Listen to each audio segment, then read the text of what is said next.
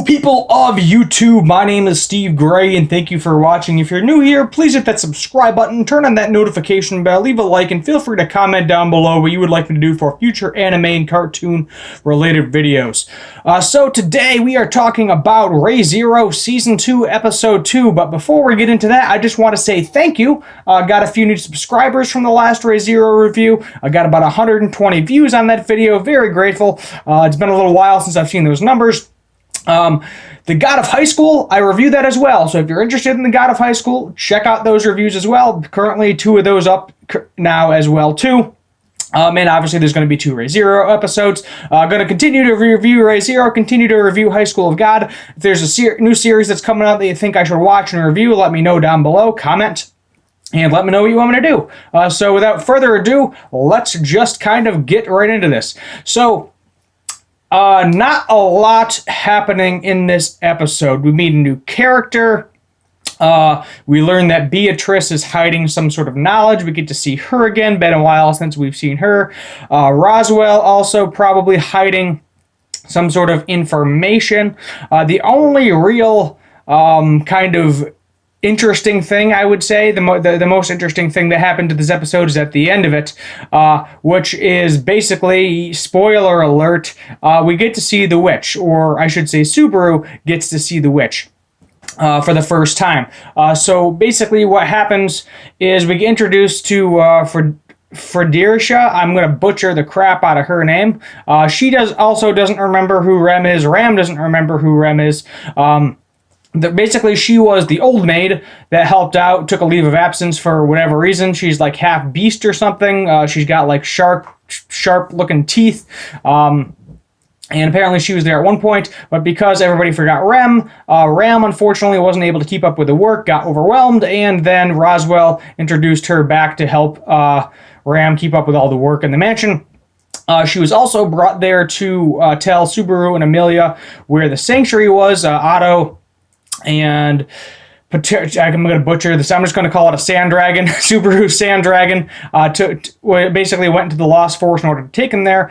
We learn that people get lost in the Lost Forest because there's kind of this magical spell on the sanctuary that makes people get lost in the forest unless they have this, kind of cool looking emblem stone necklace thing.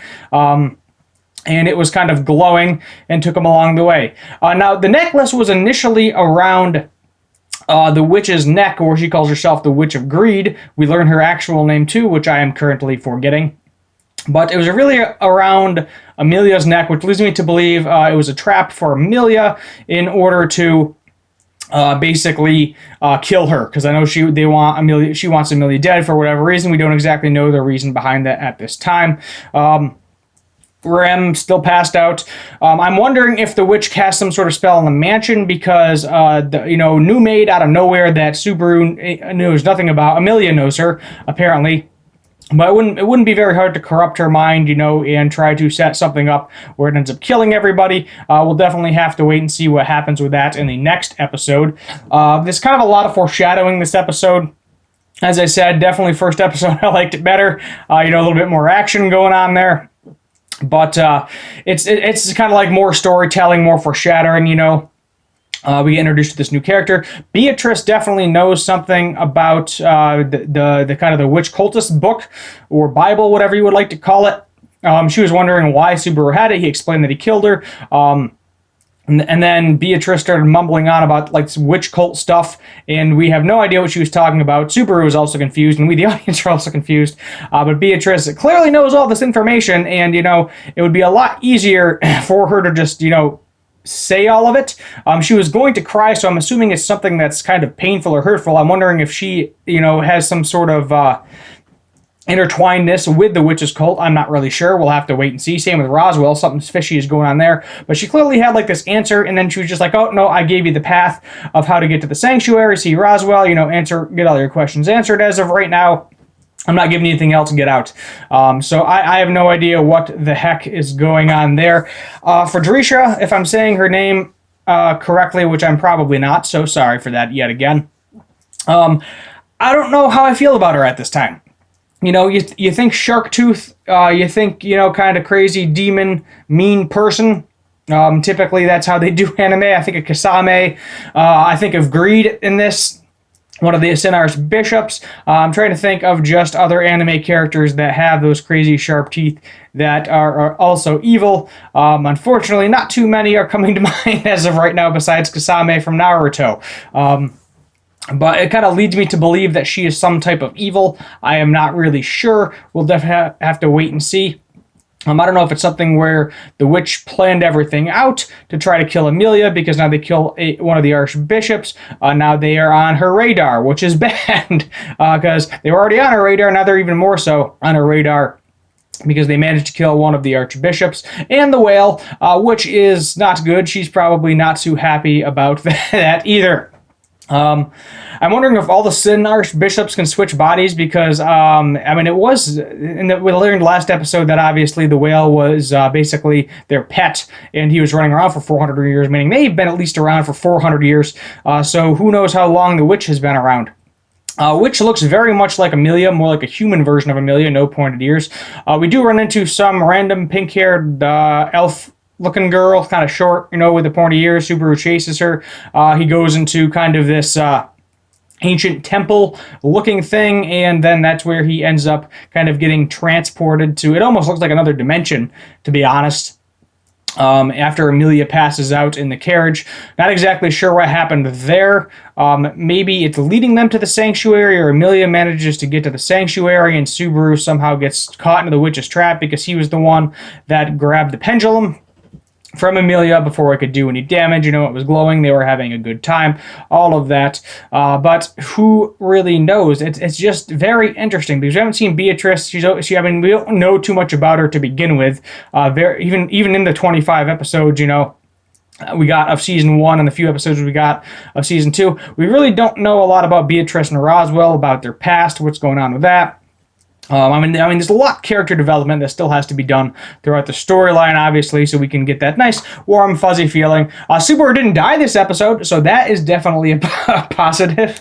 That is definitely interesting, because obviously he seems like he almost dies every episode. It kind of reminds me of Kitty from South Park. Dies every episode, is back the next episode, and we're all none the wiser. I thought that was kind of funny. They kept doing that there as well. But in reality, just not a lot going on. I'm guessing what's going to happen next episode is, the bulk of it is probably going to be, Emilia's going to get to the sanctuary with Otto. Otto's going to talk to Roswell about, obviously, creating like a partnership type deal. Emilia's going to try to get her questions answered as well. What's interesting is Puck is not showing up. Emilia mentioned basically the spirit that Emilia has. She has other spirits too, but Puck's the only one that seems to take like a physical animal-like form. And basically how that works is Puck is like hidden, like hasn't a couple times, like just hasn't been around for a few days. Not sure if she's sleeping, what's going on with Puck. And feels like it's happened a few times before. We don't know the circumstances of how it's happened before, but my guess is it's some sort of lesson, or some sort of training for her and Subaru, or just her. But basically, he said it's happened before. Puck said take care of Emilia, so obviously he has to do that. He made a contract. If not, we've seen Berserk Puck, I guess is the best way to describe it. Get all big and scary and terrify all the citizens and kill Subaru himself. So I'm not exactly sure how the heck that's going to play out. But I'm looking forward to the meeting between Subaru and the witch. I'm guessing because she's touched his heart or whatever, because she basically gave him the ability, or as far as I know, she gave him the ability to, kind of come back to life all the time, which I'm not sure if she willingly did that or not, or if there was some sort of fluke tried to kill him and then it didn't work out for whatever reason, because maybe he's pure of heart, could be one of those scenarios. But basically, what I think is going to happen is she is going to show him all the visions of all the death of all of his, friends, family, relatives, what have you, everybody that he's come close to. And I think basically what's going to happen there is she's gonna like try to get Subaru to join her side. He's gonna say no. She's gonna kill him over and over and over again, and eventually he's gonna figure out a way around it. But it might just be a fright tactic, or maybe she's going to explain what the witch's cult is, what it does, why it's there. That would be definitely some helpful information as well. In the later news in this episode, Petra is now a maid of the house. She obviously has a thing for Subaru as well. Every character is going to have a thing for Subaru by the end of this. I think it seems how it's going. And Garfield, which I thought was funny because it sounds like Garfield, so I'm assuming this person is a cat. They said multiple times to watch out for this person. We don't know if it's a guy or a girl, why we need to watch out for this person, but I think it's like a guard of the sanctuary, so maybe a very powerful person where you don't want to mess around with, just state what you want, what you're doing there, etc., and go about your business. But who knows, maybe it's a very dangerous character and there's going to be some sort of crazy fight next episode, next few episodes. But meeting, sanctuary, Garfield, those are probably the three things that we are going to see next episode. Let me know your thoughts down below as well. Thank you for watching. My name is Steve Gray, and as always, have a good one.